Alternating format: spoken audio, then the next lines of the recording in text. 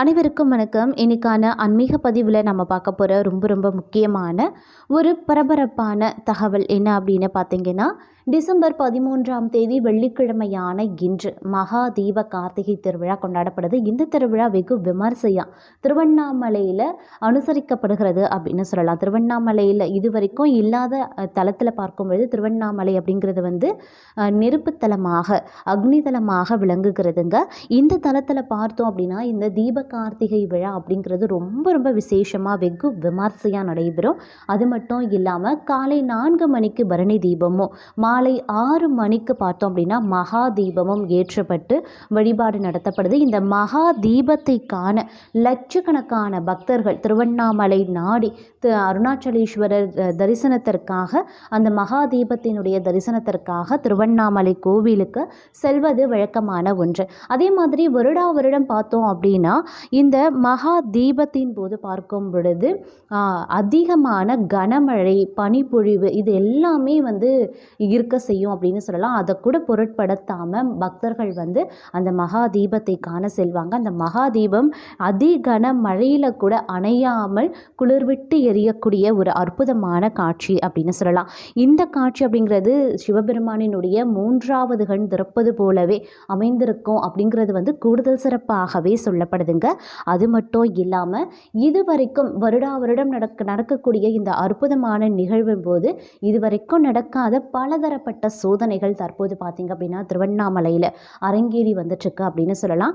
தற்போது அங்கே நடந்துட்டு இருக்கக்கூடிய சோதனைகள் என்னென்ன அப்படிங்கிறத பற்றியும், அது மட்டும் இல்லாமல் திருவண்ணாமலையில் 3வது கண்ணாக திறக்கக்கூடிய அந்த மகா தீபத்தின் பற்றிய இதுவரைக்கும் நீங்கள் அருந்திடாத பல சுவாரஸ்யமான தகவலை பற்றியும் தான் இன்றைக்கி வீடியோவில் நாம் தெரிஞ்சுக்க போகிறோம். ஸோ இந்த பதிவு உங்களுக்கு மிக பயனுள்ள விகிதத்தில் இருக்கும். வீடியோஸ்க்கு இப்போ நாம் கடைசி வரைக்கும் பாருங்கள்.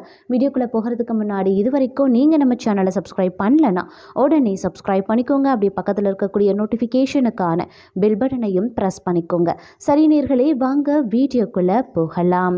திருவண்ணாமலை தீப திருவிழா உலகத்திலேயே மிக விமர்சையாக கொண்டாடப்படக்கூடிய ஒரு தலமாக திருவண்ணாமலை அருணாச்சலேஸ்வரர் திருத்தலம் அமையப்பெறுகிறதுங்க. அண்ணாமலை உச்சியை அடைஞ்சிருக்கு மகாதீப கொப்பரை அப்படின்னு சொல்லலாம்.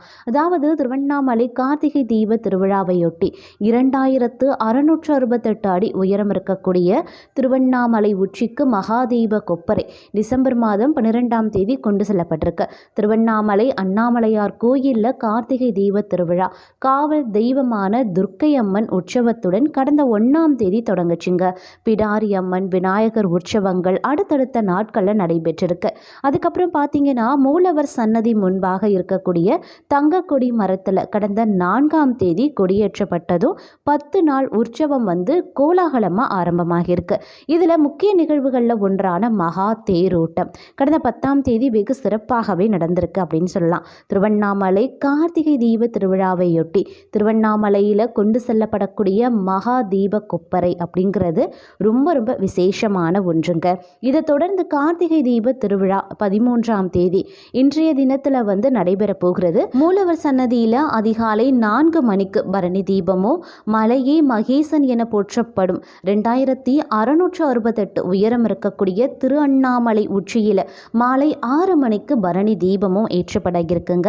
மகா தீபத்தை பருவத ராஜ குல சமூகத்தில் ஏற்ற போகிறாங்க. மகா தீப தரிசனத்தை தொடர்ந்து 11 நாட்களுக்கு நாம் இந்த மகா ஜோதியை வந்து காண முடியுங்க. 2668 அடி உயரம் இருக்கக்கூடிய மகாதீப மலையை சென்றடைந்திருக்க மகாதீப கொப்பரை அப்படின்னு சொல்லலாம். இந்த நிலையில் அண்ணாமலையார் கோயிலில் மகாதீபம் ஏற்றப்பட இருக்கக்கூடிய கொப்பரைக்கு டிசம்பர் 12ஆம் தேதி அதிகாலை சிறப்பு பூஜை நடந்திருக்கு. அதுக்கப்புறமா 2668 அடி உயரம் இருக்கக்கூடிய திருவண்ணாமலையின் உச்சிக்கு கொப்பரை கொண்டு செல்லப்பட்டிருக்கு. அண்ணாமலையாருக்கு அரோகரா என்ற முழக்கத்துடன் இதற்கான பணியில் ஈடுபடக்கூடிய பக்தர்கள் கொண்டு சென்றிருக்காங்க. மகாதீப கொப்பரையில் சிவசிவா அப்படின்னு எழுதப்பட்டிருக்குங்க. ஆண் பெண் சமம் என்பதை உணர்த்தும் அர்த்தநாரீஸ்வரர் படம் வரையப்பட்டிருக்கு. இதே போல மகாதீபம் ஏற்ற பயன்படுத்தப்படக்கூடிய 4500 கிலோ நெய் மற்றும் திரிக்காக 500 மீட்டர் கடா துணி ஆகியவை வந்து அடுத்தடுத்து கொண்டு செல்லப்பட்டிருக்கு அப்படின்னு சொல்லலாம். இந்த தீப திருவிழாவின் போது பார்த்தோம் அப்படின்னா லட்சோப லட்ச கணக்கான பக்தர்கள் வந்து இந்த தரிசனத்தை காண வந்து வந்துட்டுருக்காங்க. இன்றளவும் பார்த்தீங்க அப்படின்னா இப்போ இந்த நேரத்தில் கூட பார்த்தீங்க அப்படின்னா பக்தர்களினுடைய வருகை அப்படிங்கிறது வந்து நொடிக்கு நொடி அதிகமாகி கொண்டே இருக்கிறது அப்படின்னு தான் சொல்லணும். அந்த அளவுக்கு பார்த்தோம் அப்படின்னா இந்த மகா தீபத்தின் காட்சியை காண்பதற்காக மக்கள் வந்து கொட்டும் பனி, கொட்டும் அதிகன மழை கூட பொருட்படுத்தாமல் திருவண்ணாமலை தரிசனத்திற்காக போய் அந்த தீபத்தை தரிசனம் பண்ணுறதுக்காக போயிட்டுருக்காங்க. நாம் நினைக்கக்கூடிய மாத்திரத்திலேயே நமக்கு முக்தியை அருளக்கூடிய தலம் அப்படின்னு சொன்னாலே திருவண்ணாமலை அப்படின்னு சொல்லலாம். இங்கே மிக சிறப்பான விஷயம் அப்படின்னு சொல்லனா மலையே வந்து லிங்கமாக காட்சி அளிக்கிறது தாங்க. மலையை சுற்றி வரும்போது ஒவ்வொரு இடங்கள்லையும் ஒவ்வொரு கோணங்கள் மூலமாக ஏகன் முதல் அநேகன் வரைக்கும் 5 விதமான தரிசனங்கள் வந்து கிடைக்கப்பெறுமா. கிரிவல முடிவில் வந்து திருவண்ணாமலையில் பஞ்சலிங்க தரிசனம் என்ற ஒரு இடம் இருக்குங்க. அங்கே இசக்கி சித்தர் சமாதியை அருகே நின்று உங்களுடைய 5 விரல்களை விரைத்து பாருங்க.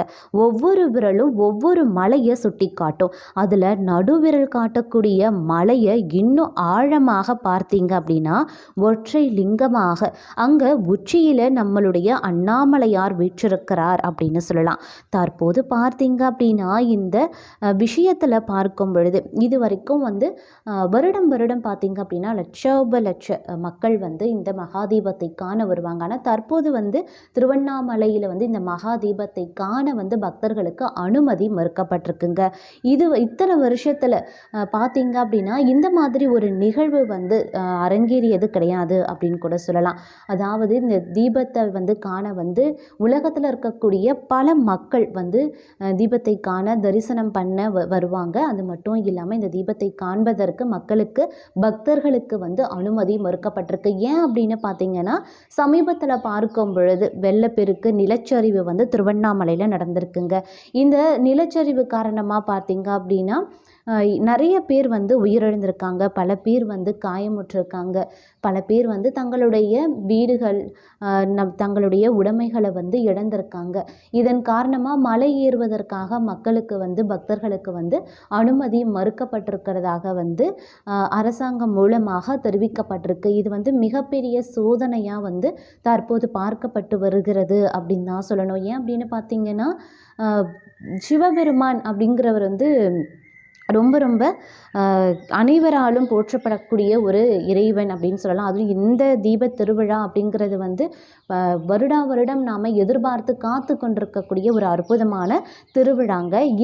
இந்த நேரத்தில் வந்து இந்த மாதிரி திருவண்ணாமலையில் நிலச்சரிவின் காரணமாக பக்தர்களுக்கு அனுமதி மறுக்கப்பட்டிருப்பது அப்படிங்கிறது ஒரு பக்கம் இருந்தாலும் மற்றொரு பக்கம் இது வந்து சிவபெருமானினுடைய கோபத்தின் வெளிப்பாடாக பார்க்கப்படுகிறது அப்படின்னு சொல்லலாம். ஏன்னா பக்தர்கள் வந்து பல பேர் வந்து என்ன பண்ணுறாங்க அப்படின்னா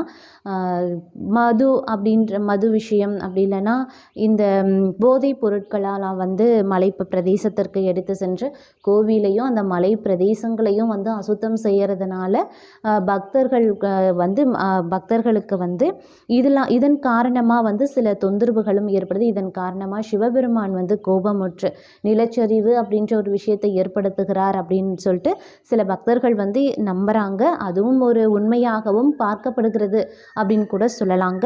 தற்போது பார்த்தோம் அப்படின்னா திருவண்ணாமலையில் வந்து 3வது கண் திறக்கக்கூடிய அந்த மகா தீபம் பார்க்கும் பொழுது பார்த்தீங்க அப்படின்னா அந்த மலை உச்சியில் சிவலிங்கத்தின் அதாவது அந்த மலையை பார்க்கும்போது லிங்கமாக நமக்கு காட்சியளிக்கும். அந்த லிங்கத்தில் அந்த தீபம் ஒளிர் விடுவது அப்படிங்கிறது வந்து 20 கிலோமீட்டருக்கு மேலேயும் வந்து தென்படுகிறது. அந்த தீபம் பார்த்தீங்க அப்படின்னா சிவபெருமானினுடைய நெற்றிக்கண் திறப்பது போன்ற ஒரு காட்சியை ஒரு பிரமிப்பை வந்து அது ஏற்படுத்துகிறது அப்படின்னு சொல்லலாம்.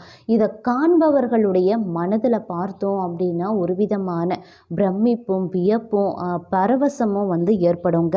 அது மட்டும் இல்லாமல் இந்த மகா தீபம் அப்படிங்கிறது வந்து ரொம்ப ரொம்ப மக்களால் எதிர்பார்க்கக்கூடிய ஒரு விஷயமாக பார்க்கப்படுது. அது இன்று மாலை 6 மணிக்கு பார்த்தீங்க அப்படின்னா இந்த மகாதீபம் ஏற்றப்படக்கூடிய நிலையில் தற்போது பக்தர்களுக்கு அனுமதி மறுக்கப்பட்டிருப்பது அப்படிங்கிறது மிகப்பெரிய சோதனையாக பக்தர்களுக்கு விளங்குகிறது அப்படின்னு தாங்க சொல்லணும். இது இந்த வருடத்தோடு முடிவுட வேண்டும் அப்படின்னும் பக்தர்கள் சிவபெருமானை நோக்கி பிரார்த்தனையும் மேற்கொண்டிருக்காங்க. அடுத்த வருடம் தங்களுக்கு எந்தவித சோதனையும் இல்லாமல் எந்தவித பாதகமும் இல்லாமல் தங்களை தரிசனம் செய்வதற்கான அருளை தங்களுக்கு தர வேண்டும் அப்படின்னு சொல்லிட்டு பக்தர்கள் பிரார்த்தனையும் வேண்டுதலும் மற்றொரு புறமும் வைத்து கொண்டிருக்கிறார்கள் அப்படின்னு கூட சொல்லலாங்க.